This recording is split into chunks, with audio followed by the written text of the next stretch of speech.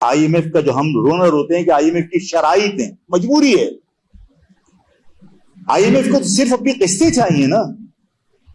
I am F بھی اندھی تو نہیں ہے. آئی ایم ایف کے پاس آپ کا پل بل کا ریکارڈ ہے، ایک ایک پائی کا ریکارڈ ہے. آئی ایم ایف نے آپ کو $3 ارب دیے اور اگلے سال $23 ارب واپس کرنے. تو آئی ایم ایف کو کیا پتا نہیں کہ $23 ارب کہاں سے واپس کریں گے؟ ان کی جرت نہیں، کہاں سے کریں گے پیسے واپس. آئی ایم ایف نے $23 ارب جمع کرنے کے لیے آپ کو فارمولا بتا دیا، ٹیکس لگا دیجئے، یہ کر دیجیے. آئی ایم ایف کے نام پر آپ کے اوپر ٹیکس لگ رہے ہیں. آئی ایم ایف کی بھی کنڈیشن ہوگی. کیا آئی ایم ایف کو جب یہ پتا ہے کہ کتنے نوٹ آپ نے بغیر لیکوڈیٹی کے چھاپ دیے اور آپ کی کرنسی اسی وجہ سے ڈی ویلیو ہو رہی ہے، تو کیا اس کو یہ نہیں پتا کہ 43 کروڑ یونٹ پاکستان افواج کے افسران، بیوروکریٹ اور ججز 43 کروڑ یونٹ یہ بجلی کے فری استعمال کرتے ہیں، جن کی تنخواہیں لاکھوں روپے میں، جن کی تنخواہیں 22-25 ہزار روپے ہیں، گارمنٹ فیکٹریوں میں نوکریاں کرتے ہیں، 15,000 روپے کرائے کا گھر ہے اور 15,000 روپے بجلی کا بل ہے. بچوں کو کیا کھلائیں گے، کیا پلائیں گے؟ زہر کے علاوہ کچھ بچتا ہے؟ لوگ خودکشیاں کر رہے ہیں، اس کی پرواہ نہیں ہے. لاکھوں روپے تنخواہ لینے والے کے بجلی کے بل معاف ہے، پیٹرول اس کو معاف ہے، لگژری گاڑیاں معاف ہیں. ان سارے حالات کے اندر آپ کو یہ بات سمجھ لینی چاہیے کہ یہ سب ایک منصوبہ بندی کے تحت ہو رہا ہے. جو بات آج میں کہنے جا رہا ہوں، یہ بہت ہمت کر کے میں یہ بات آپ کو سمجھانا چاہ رہا ہوں. ظاہر ہے کہ کوئی سبسٹینشل ایویڈنس ایسا نہیں کہ جو میں کہوں کہ یہ لو ایویڈنس، لیکن سیدھی بات یہ ہے کہ جو کچھ ہو رہا ہے یہ ہمیں اس طرف دھکیلا جا رہا ہے کہ جس وقت آپ سے کوئی بین الاقوامی طاقتیں یہ کہیں گی کہ یہ پیسے نہیں دے سکتے ہو، اپنا نیوکلیر پروگرام کیپ کر دو، یہ نیوکلیر پروگرام ہمارے حوالے کر دو، ہم سارے قرض معاف کر دیں گے. یہ ڈالر جو آج 350 روپے کا مارکیٹ میں نہیں مل رہا، یہ کل 100 روپے کا ملے گا. جو آٹا آپ آج 200 روپے کلو خرید رہے ہو، کل یہ 20 روپے کلو ملے گا. میں اور آپ کیا کریں گے اس وقت؟ میں اور آپ بے ساختہ روڈوں پر نکل کے عوام سے، گورنمنٹ سے مطالبہ کریں گے، بھائی ہمیں روٹی چاہیے، خدا کے واسطے بم دے دو، ہمیں اس بم کا کیا اچار ڈالنا ہے. یہی نتیجہ نکلے گا یا نہیں نکلے گا؟ یوکرین میں کیا ہوا، رشیا کی آزاد اسٹیٹوں میں کیا ہوا؟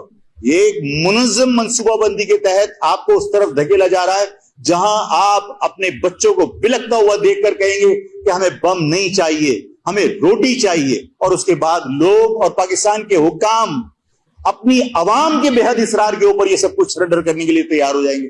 خدا کے واسطے اس سارے حالات کو سمجھیے.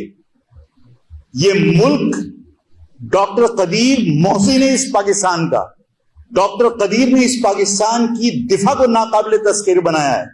آج اس کے اس احسان کو مٹی میں ملا کر خدا نخواستہ ایک سازش کے تحت آپ کو مجبور کر دیا جائے. پاکستان کے حکمران بھی اس سازش میں شریک ہیں، صرف آئی ایم ایف نہیں ہے. کیا پاکستان کے حکمران ایسی پالیسی اختیار نہیں کر سکتے کہ آپ پیسہ جنریٹ کریں؟ کیا پاکستان کے حکمران ایسی پالیسی اختیار نہیں کر سکتے کہ آپ کا ایکسپورٹ بڑھے اور امپورٹ کم ہو جائے؟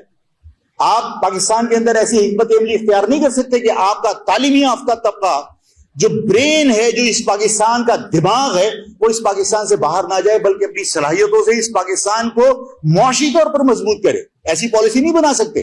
بنا سکتے ہیں لیکن نہیں بنانا چاہتے، اس لیے کہ وہ آئی ایم ایف کے اس پروگرام کے مطابق اس پر عمل کرنا چاہتے ہیں کہ پاکستان کی عوام بھوک کے مارے باہر نکلے اور مطالبہ کرے کہ ہمیں ایٹم بم نہیں چاہیے، ہمیں صرف روٹی چاہیے، ہمارے بچے بلک رہے ہیں. ایسے نتیجے میں پاکستان اپنے دفاع سے اگر محروم ہو گیا، خدا نہ کرے تو اس پاکستان کی سلامتی کا کون ذمہ دار ہوگا؟ اس پاکستان کو بچانے کے لیے کون کنونشنل جنگ لڑے گا؟ یہ وقت نہیں ہے کہ دوبارہ 303 سے آپ جنگ لڑ لو.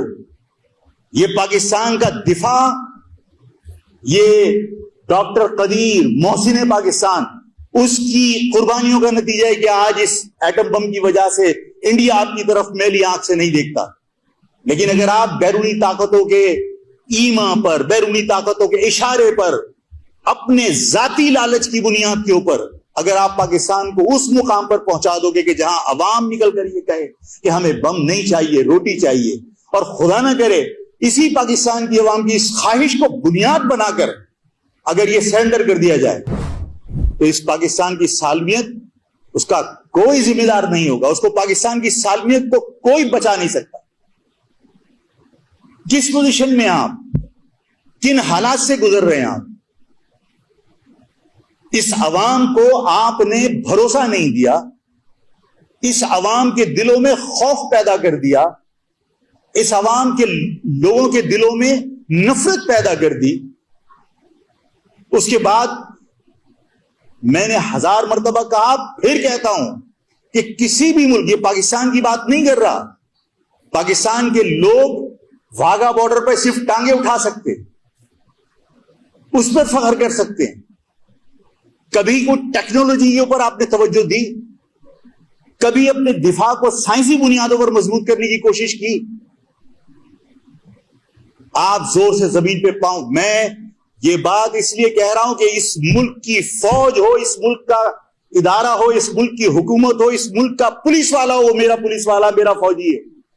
اور اگر میں بھی باقی لوگوں کی طرح صرف تعریف کے پل باندھوں اور ان کو ان کی حقیقت نہ بتاؤں یا ان کو احساس نہ دلاؤں یا غلطی کی میں ان کو نشاندہی نہ کروں, میں دشمن ہوں. دشمنی وہ نہیں ہے کہ ہر اچھے اقدام اور ہر برے اقدام کے اوپر آپ تعریفیں کریں. غلطی